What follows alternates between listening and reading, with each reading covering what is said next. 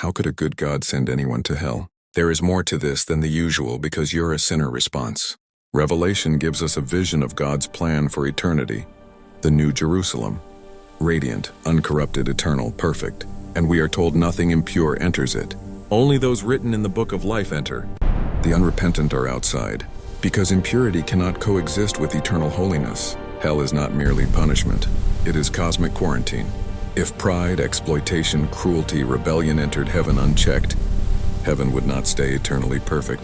A small unchecked evil would eventually corrupt everything. Hell exists because heaven must remain incorruptible. Secondly, Romans 1 repeats a phrase 3 times. God gave them over, not because he stopped caring, but because love cannot be coerced. Hell is not people begging to get into heaven, while God slams the door. Biblically, it is the final confirmation of a life that consistently said, "Not your will, but mine."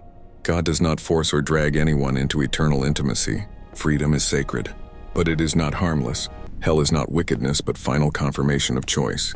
People often ask the hard questions about the oppressed who died without justice, the abused child who never saw a courtroom, the tyrant who died peacefully in power. What about crimes history buried? Paul writes in 2 Thessalonians, God is just, he will repay. God is just, not impulsive or emotional. Just, if there is no final judgment, evil ultimately wins. Hell is not merely about punishing sinners. It is about answering victims. It is the moral declaration that no act of cruelty disappears into silence. Every injustice carries weight.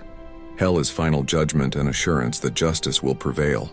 Jesus said, "Light has come into the world, but people love darkness instead of light because they don't want their ways exposed."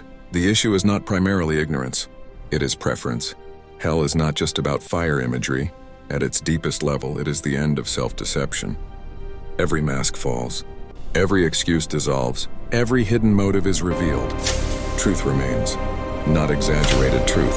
Not weaponized truth. Just truth.